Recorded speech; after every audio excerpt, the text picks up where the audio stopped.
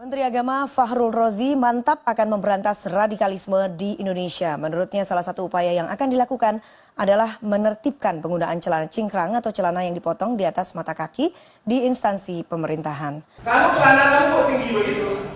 Kamu lihat tadi aturan celana terlihat di tentara di mana? Ikuti itu. Kalau kau nggak bisa ikuti, keluar kamu. Sampai ada satu orang dari Garuda Sakti menelpon, Ustadz, anakku mau bertinju sama bapaknya. Kenapa? Anak ini pulang ke rumah, diambilnya semua celananya, diguntiknya, potongnya habis.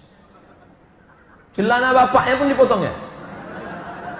Gara-gara dikatakan asal di bawah mata kaki masuk neraka.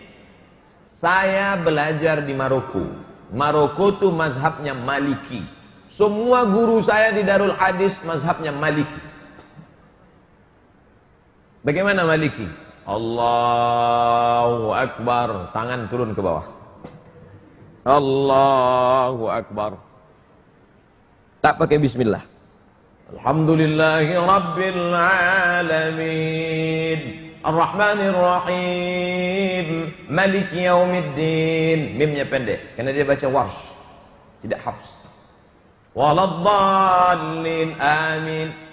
Alif Lam Mim. Dzalikal kitabu la raiba fihi hudal lil muttaqin alladzina yu'minuna bil, tak ada hamzah, yu'minuna bil ghaibi wa yuqimuna as-shalah.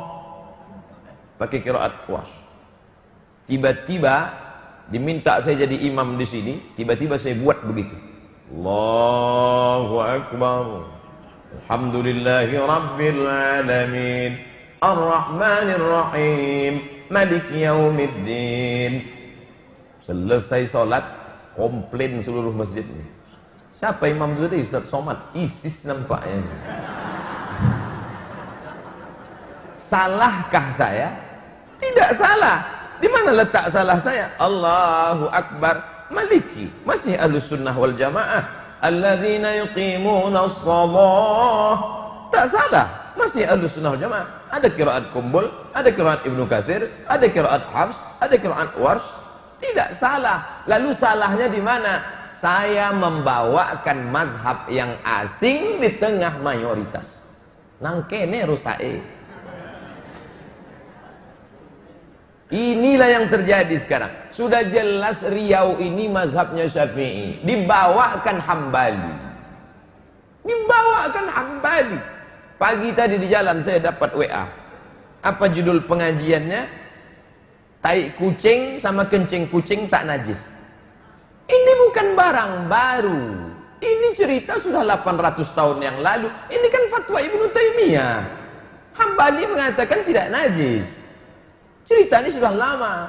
Lalu mengapa dia menjadi konflik? Dijelaskan pada preman yang baru tobat. Lagi-lagi solusinya apa? Tarbiyah. Maka setelah tamat nanti 40 tatap muka dalam bidang akidah Asy'ari, buatkan pula 40 pertemuan fikih Syafi'i, fikih ibadah, fikih muamalah, fikih munakahah, fikih siasat. Arba'in. Kenapa 40? Karena Buya kita dari Perti menulis buku 40 masalah agama, Kiai Haji Sirajuddin Abbas. Ustaz, kenapa tulis buku 37 masalah populer? Malu saya kalau di akhirat berjumpa nanti sama Buya Sirajuddin Abbas. Kok angwe aja sampai puluhnya. Nanti jumpa nanti di akhirat. Oh maaf Buya, ambo cuma 37 aja. Buya nan sampai puluh. Oleh sebab itu ini penting. Bukan kita salahkan ketika orang ikut Imam Hambali. Hambali tak berkunut subuh. Tapi kemudian datang dia bertanya, Hambali, Ahmad bin Hanbal, ya, aku ikut engkau tak pakai kunut subuh. Tak apa-apa. Bagaimana kalau aku sholat imamnya bermazhab Syafi'i? Tengok adab Imam Hambali. Kalau kau sholat imamnya bermazhab Syafi'i, maka kau angkat tangan, ucapkan amin. Allahumma hdina fi man hadait, amin. وعافنا فيمن عافيت آمين وتولنا فيمن توليت آمين وبارك لنا فيما أعطيت آمين وقنا برحمتك شر ما قضيت آمين ويسروا. Kemudian setelah itu dibacanya dia baca, si makmum baca, fa innaka taqdi wa la yuqda 'alaik wa innahu la yadhillu man walait wa la yu'izzu man 'adait tawakkal rabbana wa ta'ala falakal hamdu 'ala ma qadait nastaghfiruka wa natubu ilaik wa sallallahu ala sayyidina Muhammadin nabiyil ummi wa ala alihi wa sahbihi wa baraka wa sallam. Subuh tadi samping saya, pas di samping saya, salat subuh di masjid dekat rumah tadi. Ketika imam angkat, saya mau angkat, dia tak angkat. Allahumma hadina fi man hadait, kata imam. Enggak mau. Wa afina fi man afait, kau ajalah. Ini belajar dari mana? Ada perbedaan mazhabnya mana? Syekh Ibnu Utsaimin, ulama Saudi Arabia, mazhabnya Hambali. Ketika ditanya, "Syekh, bagaimana kalau imam baca kunut sedangkan aku mengikut mazhab Hambali tak pakai kunut?" Apa kata Ibnu Utsaimin? Angkat tanganmu, ucapkan amin, li'annal ikhtilafa syarrun, karena melawan imam itu tak baik. Ju'ilal imamu liyutamma bih, imam diangkat untuk diikuti, bukan untuk dilawan.